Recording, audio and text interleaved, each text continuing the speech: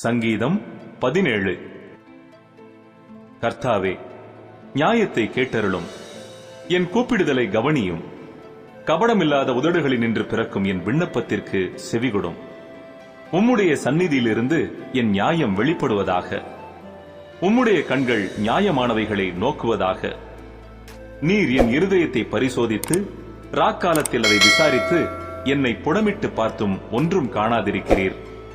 என் வாய் மீறாதபடிக்கு தீர்மானம் பண்ணினேன். மனுஷரின் செய்கைகளை குறித்து நான் உம்முடைய உதடுகளின் வாக்கினாலே துஷ்டனுடைய பாதைகளுக்கு விலக்கமாய் என்னை காத்துக் கொள்ளுகிறேன். என் காலடிகள் வழுவாதபடிக்கு என் நடைகளை உமது வழிகளில் ஸ்திரப்படுத்தும். தேவனே, நான் உம்மை நோக்கி கெஞ்சுகிறேன், எனக்கு செவி கொடுக்கிறீர். என்னிடத்தில் உம்முடைய செவியை சாய்த்து என் வார்த்தையை கேட்டருளும்.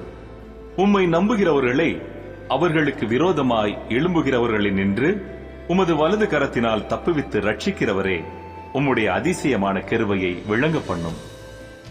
கண்மணியைப் போல என்னை காத்தருளும். என்னை ஒடுக்குகிற துன்மார்க்கருக்கும் என்னை சூழ்ந்து கொள்கிற என் பிராண பகைஞருக்கும் மறைவாக உம்முடைய செட்டைகளின் நிழலிலே என்னை காப்பாற்றும். அவர்கள் நிணந்துண்ணி இருக்கிறார்கள், தங்கள் வாயினால் வீம்பு பேசுகிறார்கள். நாங்கள் செல்லும் பாதைகளில் இப்பொழுது எங்களை வளைந்து கொண்டார்கள். எங்களை தரையிலே தள்ளும்படி அவர்கள் கண்கள் எங்களை நோக்கிக் கொண்டிருக்கிறது. பீறுகிறதற்கு ஆவலுள்ள சிங்கத்துக்கும் மறைவிடங்களில் பதிவிருக்கிற பால சிங்கத்துக்கும் ஒப்பாயிருக்கிறார்கள்.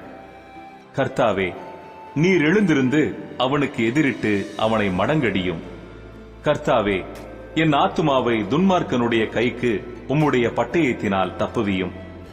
மனுஷருடைய கைக்கும் இம்மையில் தங்கள் பங்கை பெற்றிருக்கிற உலக மக்களின் கைக்கும் உம்முடைய கரத்தினால் என்னை தப்புவியும். அவர்கள் வயிற்றை உமது திரவியத்தினால் நிரப்புகிறீர். அவர்கள் புத்திர பாக்கியத்தினால் திருப்தியடைந்து தங்களுக்கு மீதியான பொருளை தங்கள் குழந்தைகளுக்கு வைக்கிறார்கள். நானோ நீதியில் உம்முடைய முகத்தை தரிசிப்பேன்.